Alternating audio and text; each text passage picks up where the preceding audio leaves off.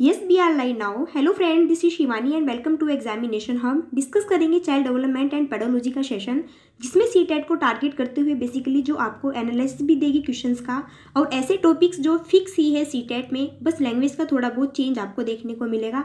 तो उनको क्लियर करेंगे। ऐसे बहुत सारे क्वेश्चंस हैं जिन पर कन्फ्यूजन भी बनी रहती है, उनको भी क्लियर करेंगे। तो प्रैक्टिस तो होगी ही, साथ में आपकी स्पीड की प्रैक्टिस भी यहाँ पर होगी। तो आउट ऑफ 20 कितने क्वेश्चंस आपके राइट होंगे बाद में आपको कमेंट बॉक्स में भी बताना है। ओके, स्टार्ट करते हैं आज का सेशन पसंद आए तो लाइक शेयर सब्सक्राइब कर सकते हैं, यदि किया हुआ है तो बहुत अच्छी बात है, धन्यवाद आपका। सो फिर चलिए स्टार्ट करते हैं क्वेश्चन नंबर फर्स्ट से। क्वेश्चन नंबर फर्स्ट है, क्या कहता है? शिक्षण अधिगम प्रक्रिया में व्यक्तिगत ध्यान महत्वपूर्ण है क्योंकि वह प्रत्येक शिक्षार्थी को अनुशासन करने के लिए शिक्षकों को बेहतर अनुशासन प्रदान करता है। विद्यार्थी हमेशा समूह में अधिक सीखते हैं, या फिर बच्चे अलग अलग दरों पर विकसित होते हैं और अलग अलग तरीकों से सीखते हैं। शिक्षक शिक्षण कार्यक्रम इसे निर्धारित करते हैं। तो क्वेश्चन का सही करेक्ट आंसर क्या हो जाएगा आपका कि शिक्षण अधिगम प्रक्रिया में व्यक्तिगत ध्यान महत्वपूर्ण है। व्यक्तिगत मतलब आपको पता है कि कौन कैसे सीखता है, बच्चों की जो इंडिविजुअल है वो आप उसको कैसे देख सकते हैं, है ना, बच्चे किस प्रकार से सीख सकते हैं। तो करेक्ट आंसर होगा यहाँ पे ऑप्शन नंबर सी कि बच्चे अलग अलग दरों पर विकसित होते हैं और अलग अलग तरीकों से सीखते हैं। अगर हम सारे ऑप्शंस की बात करें कि वह प्रत्येक विद्यार्थी को अनुशासन करने के लिए शिक्षकों को बेहतर अनुशासन प्रदान करता है। किसको? शिक्षकों को अनुशासन थोड़ा ही ना देना है हमको, है ना। शिक्षण का मतलब क्या होता है कि बच्चे को अलग अलग प्रकार के अलग अलग दरों के जितने भी बच्चे आए हुए हैं उनको अच्छी तरीके से सिखाना चीज़ों को, है ना। तो यहाँ पर हमें शिक्षक को थोड़ा ही ना इंटेलिजेंट बनाना है। सेकंड ऑप्शन की बात करते हैं तो विद्यार्थी हमेशा समूह में ही सीखते हैं। क्या विद्यार्थी हमेशा समूह में ही सीखते हैं? क्या वो अकेला या फिर अदर अपनी सोशलाइजेशन में और कहीं नहीं सीखता है? ये नहीं है कि वो सिर्फ ओनली समूह में ही सीखता है। अगर बात करते हैं ऑप्शन नंबर 4 की कि शिक्षक शिक्षण कार्यक्रम इसे निर्धारित करते हैं, बस ओनली इसको निर्धारित करते हैं, बेसिक निर्धारित कर दिया हमने कि हाँ बस ऐसे होगा ऐसे होगा, बाई चांस उस पर हम कोई भी अपना फोकस नहीं कर रहे हैं, है ना। तो ये नहीं है, यहाँ पे करेक्ट आंसर हो जाएगी बच्चे अलग अलग दरों पर विकसित होते हैं और अलग अलग तरीके से सीखते हैं, क्योंकि बच्चे अलग अलग रेट पर डेवलप होते हैं। सबका विकास जो होता है अलग अलग होता है, सबकी सोशलाइजेशन अलग अलग होती है, सबकी मोरालिटी अलग अलग होती है ना। तो सब अलग अलग तरीके से सीख सकते हैं। कोई अधिक इंटेलिजेंस होता है, कोई कम इंटेलिजेंस होता है ना, कोई मीडियम होता है बच्चा। तो सब अलग अलग विकसित होते हैं और अलग अलग ही तरीकों से वो सीखते हैं। ओके, बात करते हैं नेक्स्ट क्वेश्चन की। शिक्षा के संदर्भ में सामाजिक का अर्थ है सामाजिक परिवेश को अपनाना और समायोजित करना, हमेशा सामाजिक मानदंडों का पालन करना, अपना सामाजिक मानदंड बनाना, या फिर समाज में बड़ों का सम्मान करना। तो शिक्षा के संदर्भ में सामाजिक का क्या अर्थ है? तो करेक्ट आंसर हो जाएगा ऑप्शन नंबर ए कि सामाजिक परिवेश को अपनाना और समायोजित करना, इनकी जो भी कानूनों को है एडेप्ट करना, है ना, फॉलो करना, उनमें समायोजन कर लेना। जैसे भी हमारी सोसाइटी करती है, हम उसमें अपने फोकस के अकॉर्डिंग क्या हो जाते हैं, ऑब्जर्व हो जाते हैं, है ना। उसी परिवेश को हम भी अपना लेते हैं कि जो हमारे सोसाइटाइजेशन अपना रही है वही परिवेश हम अपना लेते हैं, है ना। ये तो बात होती है ना। अगर हम और ऑप्शन की बात करें, जैसा ऑप्शन नंबर बी है कि हमेशा सामाजिक मानदंडों का पालन करना, कि समाज में अगर गलत वर्क भी कर रहा है कोई, तो आपको भी गलत वर्क पे मानदंड होना है, करना तो करना है, या फिर अदरवाइज आपको जेल हो जाएगी वगैरह वगैरह, ऐसा बिल्कुल भी नहीं है। अगर बात करते हैं नेक्स्ट की कि अपना सामाजिक मानदंड बनाना, अगर आप अपने सामाजिक मानदंड बनाएंगे तो आपसे कौन अच्छी तरीके से बात करेगा बताओ? जब तक आपका बिहेवियर अच्छा नहीं होगा तो तब तक आपसे कोई भी बात नहीं करेगा।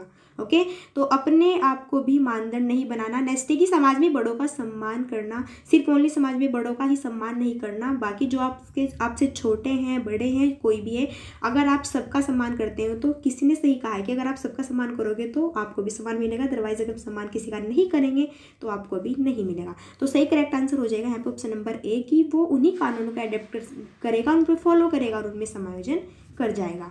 ओके, नेक्स्ट है युवा शिक्षार्थियों की कक्षा में साथियों के साथ बातचीत करने के लिए प्रोत्साहित किया जाता है। में अध्ययन के दौरान सामाजिक अध्ययन सीखते हैं। शिक्षक कक्षा को बेहतर ढंग से प्रोत्साहित कर सकता है। वे एक दूसरे से प्रश्नों के उत्तर जान सकते हैं। पाठ्यक्रम को जल्दी से कवर किया जा सकता है।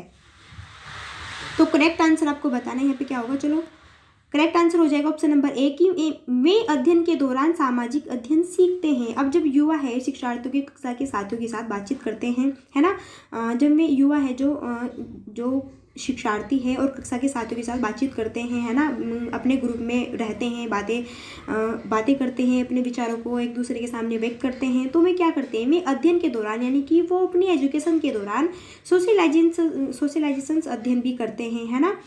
ये बहुत महत्वपूर्ण बात है कि आप प्रेजेंट टाइम के लिए सीख पा रहे हैं, एक दूसरे को रेस्पेक्ट करना, प्रोटेक्ट करना गुड सोशल स्किल्स होती है। ओके, अगर बात करें और ऑप्शन की कि शिक्षक कक्षा को बेहतर ढंग से प्रोत्साहित कर सकता है, क्या बस शिक्षक कक्षा को बेहतर ढंग से प्रोत्साहित कर सकता है और उसको कुछ भी मतलब नहीं है? ऐसा नहीं है। वे एक दूसरे से प्रश्नों के उत्तर जान सकते हैं, बस ओनली एक दूसरे के प्रश्नों के उत्तर जान सकते हैं, बाकी उसको कुछ पता नहीं, पल्ले पड़ा नहीं, कुछ भी नहीं हुआ, ये कोई मतलब नहीं। ओके, ये भी करेक्ट नहीं होगा। या फिर पाठ्यक्रम को जल्दी से कवर किया जा सकता है, बिल्कुल यहाँ पे निगेटिव ऑप्शन से सारे, है ना, कि पाठ्यक्रम को बस जल्दी से कर दो, बाकी हमें कुछ नहीं पता, बच्चा सीख पाया नहीं सीख पाया हमें कोई मतलब नहीं। ओके, तो करेक्ट आंसर हो जाएगा ऑप्शन नंबर ए।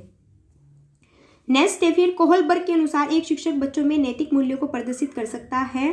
नैतिक मूल्यों में चर्चा में उन्हें शामिल करना, कैसे व्यवहार करें पर शब्द निर्देश देते हुए, धार्मिक तत्वों को महत्व देना, व्यवहार का स्पष्ट नियम रखना। कोहलबर्ग के अकॉर्डिंग एक शिक्षक बच्चों में नैतिक मूल्यों को कैसे प्रदर्शित कर सकता है? तो करेक्ट आंसर हो जाएगा ऑप्शन नंबर ए। डिस्कशन से मोरल वैल्यू इशू क्लियर होती है, तो चर्चा को इन्होंने महत्वपूर्ण बताया है। और कोहलबर्ग ने कोग्निटिव से जुड़ी हुई जो मोरल नेचुरली है, जैसे आपकी एज बढ़ती है तर्क भी बढ़ जाता है आपका, है ना। और ये बात प्याजे ने भी कही है, क्योंकि जैसे जैसे आपकी एज बढ़ती जाती है तो आपके माइंड्स की जो वो होती है थॉट्स सोचने की, वो भी बहुत क्या हो जाती है, इंप्रूव हो जाती है ना, बहुत अच्छी हो जाती है, डिस्कशन आपका बहुत अच्छा हो जाता है।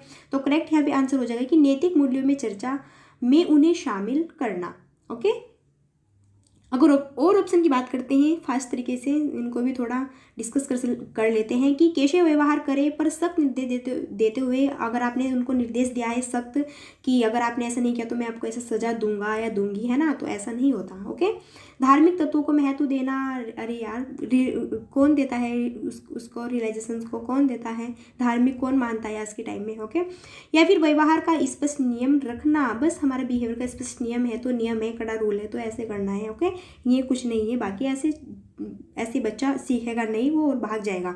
तो कैसे वो चर्चा में उन्हें शामिल करके ही अच्छी तरीके से चीज़ों को सिखा सकता है। नेक्स्ट है, निम्नलिखित में से कौन प्रगतिशील व्यवहार की विशेषता है? लगातार परीक्षण और परीक्षा, लचीले समय सारणी और बैठने की व्यवस्था, निर्धारित पाठ पुस्तकों पर आधारित निर्देश, परीक्षा पर अच्छे अंक लाने पर निर्देश।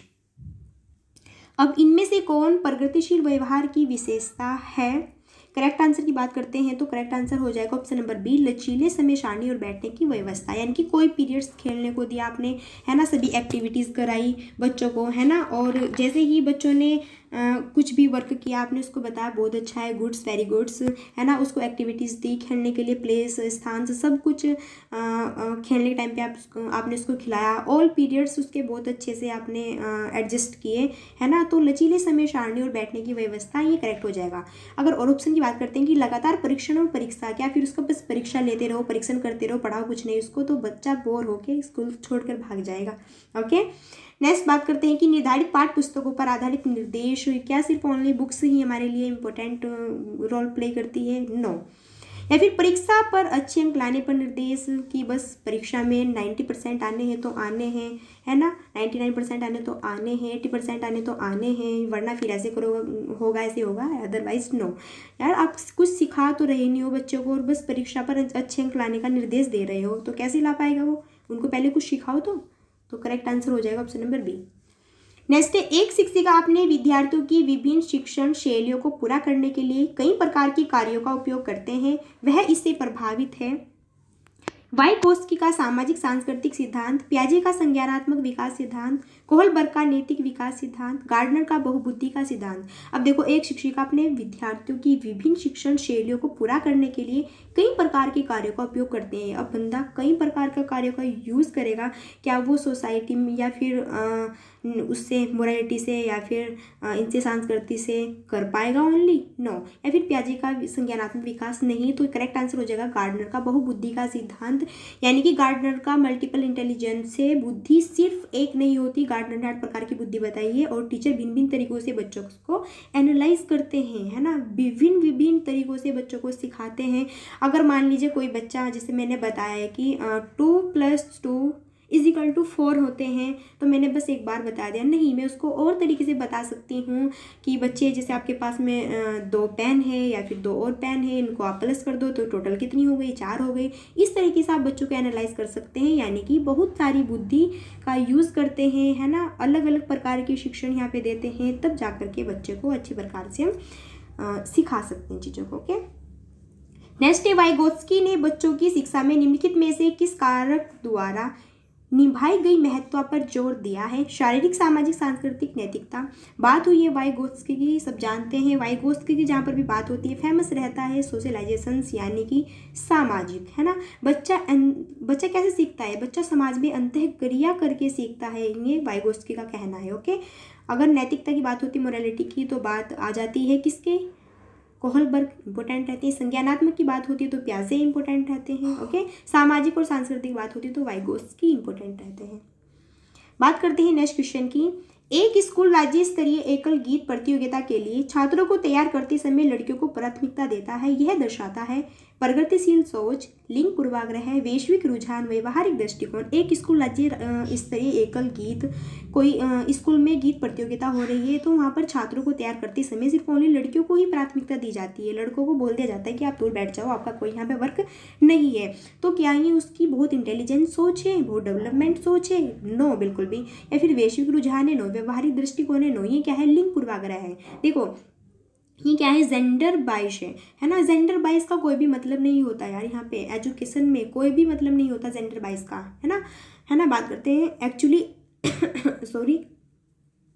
एक्चुअली एक क्वेश्चन फिक्स है यहाँ से आपका, जेंडर बाइस जो है यहाँ से आपका एक क्वेश्चन बिल्कुल फिक्स है ना। और अब यहाँ वुमेन पावर्स नहीं है, आप जेंडर बाइस है। सॉरी पता नहीं अचानक से क्या हो गया। अब देखो, चलिए करते हैं स्टार्ट। जैसे कि स्कूल पर क्या हो रही है? गीत प्रतियोगिता हो रही है और वहाँ पर बॉयज़ को जाना मना है ना, और वहाँ पे बस लड़कियों को जाना वो है, अलाउ है। तो ये गलत बात है, ये लिंग पूर्वाग्रह है। एजुकेशन में लिंग पूर्वाग्रह, एजुकेशन में ये नहीं चलता कि यहाँ पे वुमेन्स पावर है, यहाँ पे बॉयज़ पावर नहीं है ना। ये बिल्कुल क्या है? रॉन्गली है। ओके, ऐसा नहीं होता, सब इक्वल होते हैं एजुकेशन के मामले में। जब बच्चा फेल हो जाता है, इसका मतलब ये व्यवस्था फेल हो गई है, बच्चा शिक्षा के लायक नहीं है, बच्चे ने उत्तरों को ठीक से याद नहीं किया है, या फिर बच्चे को निजी ट्यूशन लेना चाहिए था। अब जब बच्चा फेल हो जाता है तो इसका मतलब क्या होता है कि व्यवस्था फेल हो गई है, यानी कि व्यवस्था फेल हो गई है, बच्चे कोई गलती नहीं है, बच्चा शिक्षा के लायक नहीं है। कौन कह सकता है कि बच्चा शिक्षा के लायक नहीं है? आप सिखाओ तो बच्चे को, बच्चा इतना इंटेलिजेंट है, कुछ भी बना सकते हो आप बच्चे को। ओके, टीचर क्या, लॉयर क्या, कुछ भी बना सकते हो आप, जज वगैरह कुछ भी। बच्चे ने उत्तरों को ठीक से याद नहीं किया है, बस उसको रट्टा लगवा दो, है ना, याद नहीं किया है इसलिए वो फेल हो चुका। बच्चे को निजी ट्यूशन लेना चाहिए था, ट्यूशन की तो बात नहीं करेंगे, एज ए बेटी बिल्कुल ट्यूशन की बात नहीं होगी यहाँ पर। ओके, तो क्या है? व्यवस्था फेल हो गई है। नेक्स्ट देखते हैं, निम्नलिखित में से कौन सा एक सीखने का क्षेत्र है? आध्यात्मिक, प्रोफेशनल, प्रायोगिक या फिर सामयिक? तो यहाँ पे 3 स्टेज बताइए, BS ब्लूम ने, है ना, डोमन दिए हैं, चूज कर लीजिए आप कौन कौन से हैं। तो यहाँ पे करेक्ट आंसर हो जाएगा सामयिक, है ना। सामयिक किससे रिलेटेड है? सामयिक इमोशनल से जुड़ा हुआ है। एक होता है यहाँ पे साइकोमोटर, एक क्या होता है भैया? एक होता है यहाँ पे साइकोमोटर, है ना, और एक होता है आपका अफेक्टिव, सामयिक अफेक्टिव, एक होता है आपका कोग्नेटिव, है ना। जो ये होता है साइकोमोटर, गत्यात्मक पक्ष, ये एक्टिविटी से रिलेटेड होता है, और जो अफेक्टिव होता है ये आपका इमोशनल से जुड़ा हुआ होता है, और जो कोग्नेटिव होता है ये संज्ञानात्मक, यानी या ये किससे? मेंटल स्किल से रिलेटेड होता है। ओके, नेक्स्ट है, फिर निम्नलिखित में से कौन सा एक शिक्षक से संबंधित कारक है जो सीखने को प्रभावित करता है? सामग्री की प्रकृति या सीखने के अनुभव, विषय वस्तु का महारत, बैठने की उचित व्यवस्था, शिक्षण संसाधनों की उपलब्धता। करेक्ट बताना है, कौन सा शिक्षक से संबंधित कारक है जो सीखने को प्रभावित करता है। अगर हम यहाँ पे सारे ऑप्शंस को डिस्कस करते हैं कि सामग्री की प्रकृति या सीखने के अनुभव, बस सामग्री हमारे पास पूरी होनी चाहिए, बस हमारे पास सामग्री है ना, हमारे पास ब्लैक बोर्ड है, हमारे पास चौक है ना, हमारे पास टेबल्स है, हमारे पास बच्चों को बैठाने के लिए अच्छी बेंच है ना, बस ये हो। और उसमें बस ये हो और हम उनको पढ़ाई अच्छी तरीके से नहीं दे पा रहे हैं, है ना। है, अगर बात करते हैं नेक्स्ट की कि बैठने की उचित व्यवस्था हो, बस बैठने की उचित व्यवस्था है, दिखावा है ओनली, कुछ पढ़ा सिखा नहीं रहे हो, है ना, गोली। शिक्षण संसाधनों की उपलब्धता है, बस शिक्षण की संसाधनों की उपलब्धता है, बाकी कुछ नहीं हो रहा है। तो यहाँ पे करेक्ट आंसर हो जाएगा ऑप्शन नंबर बी की विषय वस्तु का महारत, है ना। यानी कि अगर सब्जेक्ट पर आपकी मास्टरी है तो बेटर होगा, आप अच्छे से सीख पाएंगे, है ना। अगर आप सब्जेक्ट को अच्छे से कवर कर रहे हैं, सीख पा रहे हैं, समझ रहे हैं कौन से सब्जेक्ट में कैसे चलना है, कैसे पढ़ना है, कैसे लेके चलना है इसको, है ना, कैसे सिखा सकते हैं, कैसे मास्टरी कर सकते हैं, तो तभी बेटर होगा और तभी आप अच्छे से सीख पाएंगे। नेक्स्ट है फिर, शिक्षार्थियों की त्रुटियां अक्सर संकेत करती है सीखने की उपस्थिति में कैसे सीखते हैं, यांत्रिक ड्रिल की आवश्यकता, शिक्षार्थियों की सामाजिक आर्थिक स्थिति। अब शिक्षार्थियों की त्रुटियां अक्सर संकेत करती है, जब शिक्षार्थी त्रुटियां करते हैं, अब देखो शिक्षार्थी यानी कैसे त्रुटियां करते हैं, कि हाउ दे लर्न, वे कैसे सीखते हैं, है ना, वे कैसे सीखते हैं। अब क्योंकि कोई कुछ सीखेगा तभी तो गलती होगी, अगर वो नहीं सीखेगा तो कैसे गलती कर पाएगा। तो जब आप, जैसा कि आपने अपना एम बना लिया है कि मुझे सीटेट या फिर यूपीटेट क्लियर करना है और एसटेट क्लियर करना है, फिर मेरे को जॉब लेनी है, तो इसमें बहुत सारी उलझने भी आएंगी, आपको मैथ्स नहीं आएगा, है ना, या फिर आपको इंग्लिश नहीं आएगी, आपको संस्कृत नहीं आएगा, है ना, तो आपके सामने बहुत सारी त्रुटियां हैं, तब तक में त्रुटियां है जब तक आप उनको नहीं सीख पाएंगे, नहीं कर पाएंगे। तो आप उनको सीखिए, है ना, कैसे सीख सकते हैं, ओके, आप उनको सीखो तभी तो आप उन त्रुटियों को दूर कर सकते हो। नेक्स्ट है, किशोरावस्था के संबंध में निम्नलिखित में से कौन सा कथन सबसे उपयुक्त है। भावनात्मक उथल पुथल की घटनाओं में वृद्धि, पढ़ाई के प्रति लापरवाही स्वभाव, सोच ठोस क्रियाओं में परिवर्तन होने लगती है, खुफिया भागफल में अचानक वृद्धि। तो करेक्ट आंसर हो जाएगा किशोरावस्था की एज बताइए आपको, किशोरावस्था की स्टेजेस में बच्चा कैसे कैसे होता है। तो देखो इसमें भावनात्मक उथल पुथल की घटनाओं में वृद्धि, यानी कि उसको अपनी इस किशोरावस्था में ना उसको अपनी रिलेशंस की भी रहती है, अपनी एजुकेशंस की भी रहती है, अपने फ्यूचर्स की भी रहती है, अपनी पेरेंट्स की भी रहती है। बिल्कुल बहुत ज़्यादा बहुत टफ एज है यार, बहुत टफ एज है किशोरावस्था। ओके, अब देखो अगर और ऑप्शन को डिस्कस करते हैं कि पढ़ाई के प्रति लापरवाही स्वभाव नहीं करता है, या फिर सोच ठोस क्रियाओं में परिवर्तन होने लगती है, नहीं ऐसा नहीं है। खुफिया भागफल में अचानक वृद्धि हो जाती है, ऐसा भी नहीं है। तो क्या है, वो अपनी इस एज में उथल पुथल की घटनाओं में ज़्यादा उसकी क्या होती है, ग्रो होती है, ज़्यादा वृद्धि होती है ना। यानी कि कभी रिलेशंस में, है ना, कभी एजुकेशंस में, कभी फ्यूचर्स में, कभी पेरेंट्स लाइफ में, कभी है ना, कभी पेरेंट्स लाइफ में, कभी फ्रेंड्स लाइफ में, है ना। तो ऐसा इनके साथ में चलता रहता है इस स्टेज में। ये स्टेज बहुत ज़्यादा टफ होती है। नेक्स्ट है, प्रभावी शिक्षण प्रक्रिया में कौन सा सबसे प्रभावी है। शिक्षक और छात्रों द्वारा प्रदर्शित की गई समय की पाबंदी, शिक्षक द्वारा समय की महारत और पाठ्य समय पर पूरा करना, या फिर शिक्षक छात्र संवाद, या फिर प्रभावी शिक्षण प्रक्रिया। अब सबसे ज़्यादा प्रभावी इफेक्टिव शिक्षण प्रक्रिया में कौन सा सबसे ज़्यादा इफेक्टिव होगा। यहाँ पर अगर बात करते हैं सारे ऑप्शंस को यहाँ पे डिस्कस, कि शिक्षक और छात्रों द्वारा प्रदर्शित की गई समय की पाबंदी, की बस समय पर आना है ना, आपको समय पर आना है, बाकी चाहे कुछ पढ़ाओ ना पढ़ाओ हमें कोई मतलब नहीं, बस समय पर आकर बैठ जाओ यहाँ पे। ओके, तो ये करेक्ट नहीं होगा, बिल्कुल निगेटिव हो जाएगा ये। ओके, बात करते हैं नेक्स्ट की, कि शिक्षक द्वारा समय की महारत, और यहाँ तक तो बच्चा पढ़ता ही समझ सकता है, ओ हो वाह कितना पॉजिटिव ऑप्शन है। बाकी आगे नहीं पढ़ता है, यहाँ पे फंस जाता है पेडागोजी में, और अपने एक नंबर का उसके क्वेश्चन को क्या कर देता है, गलत कर देता है। बाकी बाद में बताएगी पाठ्यक्रम समय पर पूरा करना। बस मेरा तो गोल ये है कि मेरा सब्जेक्ट तो हिंदी है, मैंने हिंदी पढ़ा दी इसको, चाहे बच्चों को ये नहीं पता चला कि हिंदी का मतलब क्या होता है, हिंदी की स्पेलिंग क्या होती है, हिंदी में हमारे पास कितने टॉपिक्स हैं ये नहीं पता, बस उसने तो अपने समय की पाबंदी करते हुए अपने टॉपिक्स को पूरा करा दिया। ओके, ये भी निगेटिव है। प्रभावी शिक्षण प्रक्रिया भी नहीं है, तो करेक्ट आंसर हो जाएगा ऑप्शन नंबर सी, शिक्षक छात्र संवाद, है ना। यानी कि जब टीचर स्टूडेंट दोनों में क्या होगा, इंटरेक्शन होगा यार, दोनों एक्टिव होंगे, दोनों सीखेंगे तभी तो सीख पाएंगे। जब दोनों के बीच क्या होगा, इंटरेक्शन होगा, टीचर स्टूडेंट्स के बीच, दोनों के बीच विचार तर्क होंगे, है ना, बोलेंगे, सीखेंगे, पूछेंगे, है ना, तो तभी तो अच्छी तरीके से वो ग्रहण कर पाएंगे शिक्षण को। नेक्स्ट है, निम्नलिखित में से कौन सा कारक बाल केंद्रीय शिक्षा का आधार है। व्यक्तिगत अंतर, बाल अधिकार, सभी बच्चे समान रूप से समान हैं, बच्चों को मुफ्त और अनिवार्य शिक्षा का अधिकार, अधिनियम सन 2009, तो बाल केंद्रीय शिक्षा का क्या अधिकार है? देखो सभी बच्चे समान रूप से समान होते हैं, नहीं, बिल्कुल भी नहीं समान होते हैं, ये भी नहीं होगा, बाल अधिकार भी नहीं होगा, तो क्या होगा? व्यक्तिगत अंतर यानी कि इंडिविजुअल डिफरेंस, क्योंकि कोई भी नहीं लोग इक्वल नहीं होते, क्योंकि सभी लोग इक्वल नहीं होते यार, आपको पता है ना। अगर सभी लोग इक्वल हो जाएंगे तो फिर तो वो रोबोट बन जाएंगे, है ना। यहाँ पे बताया है कि सभी बच्चे इक्वल होते हैं, अगर सभी इक्वल होंगे तो वो रोबोट बन जाएंगे, है ना। बाल अधिकार भी नहीं है, करेक्ट हो जाएगा व्यक्तिगत अंतर, इंडिविजुअल, ओके, डिफरेंस, क्योंकि सबकी सीखने की भी एक क्षमता अलग अलग होती है ना। सबकी अपने विचार अलग अलग होते हैं, तो अलग अलग अपने तरीके से सीख पाएगा बच्चा। कोई जल्दी सीखेगा, कोई बाद में सीखेगा, कोई मीडियम उसमें टाइम में सीखेगा, ओके। नेक्स्ट है भावनात्मक रूप से प्रेरित बच्चों की मुख्य विशेषता है प्रतिक्रिया प्रकृति पर, अंतर्मुखी स्वभाव, सुस्त निद्रा या फिर उनके दृष्टिकोण को प्रस्तुत करने का संतुलित तरीका। भावनात्मक रूप से प्रेरित बच्चों की मुख्य विशेषताएं हो जाएगी उनके दृष्टिकोण को प्रस्तुत करना है, फिर सुस्त निंदिया, अंतर्मुखी स्वभाव, बस अपने अंदर में स्वभाव होना चाहिए। तो कैसे कर, जब आप अपने अंदर में रहोगे तो दूसरों को कैसे स्वभाव कर पाओगे, बच्चों को कैसे सिखा पाओगे जब आप अपने में मगन हो। या फिर सुस्त रात सो रहे हो, बैठे हुए बस बेंच पे, है ना, उसमें बैठे हुए हो बस चेयर पर, सो रहे हो, मजा ले रहे हो, ओके, बाकी कुछ नहीं। प्रतिक्रिया प्रकृति पर है, ये कैसा कि नेचुरली पर निर्भर रहो, नो।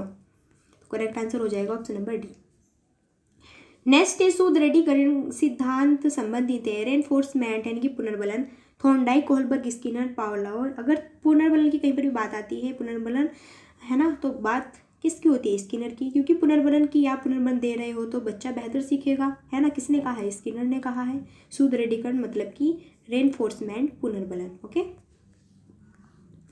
नेक्स्ट है तार्किक गणितीय बुद्धिमत्ता किससे संबंधित है? द्रवी कारक सिद्धांत, समूह कारक सिद्धांत, पदानुक्रमित सिद्धांत या फिर बहुबुद्धि सिद्धांत। और लॉजिकल बेटर होगा, तो यहाँ पे तार्किक जो गणितीय बुद्धिमत्ता होगी ये और लॉजिकल बेटर होगा इसमें, है ना। ऑप्शन नंबर डी आपका करेक्ट हो जाएगा कि तार्किक कौन लगा सकता है? जो बहुत इंटेलिजेंट है, वो मैथ्स में भी इंटेलिजेंट है, वो फिजिक्स में भी इंटेलिजेंट है ना, और वो केमिस्ट्री भी बहुत अच्छी तरीके से कर पा रहा है, वो हिंदी भी बहुत अच्छे से कवर कर पा रहा है ना, वो सोशोलॉजी भी अच्छी कर पा रहा है, SST, है ना, मान लीजिए, और हिस्ट्री भी, है ना, साइंस, और क्या, और कौन सी होती है, इंग्लिश होते हैं, है ना, सारे सब्जेक्ट में मान लीजिए बहुत ही अच्छा है, तो तब वो बहुत बुद्धि है उसके पास, बहुत ज़्यादा इंटेलिजेंस है, तो वही तो तार्किक गणितीय बुद्धिमत्ता को सॉल्व कर पाएगा, okay. Be over on content, okay. So अगर आपको वीडियोस अच्छा लगा है तो आप वीडियो को लाइक से सब्सक्राइब कीजिएगा, है ना। आउट ऑफ 20 आपने कितने तीर मारे 20 में, जरा मेरे को कमेंट बॉक्स में बताइएगा कितने आपके राइट हुए हैं। यहाँ पर वी आर ऑन कंस्टेंट, ये मेरी खुद की एक यहाँ पे भविष्यवाणी है, ओके। चलिए फिर बताइए आप कमेंट बॉक्स में आपने 20 क्वेश्चंस में से कितने क्वेश्चंस राइट किए हैं भैया, ओके। फिर मिलते हैं नेक्स्ट वीडियो में, तब तक के लिए so thanks for watching, keep study and bye bye.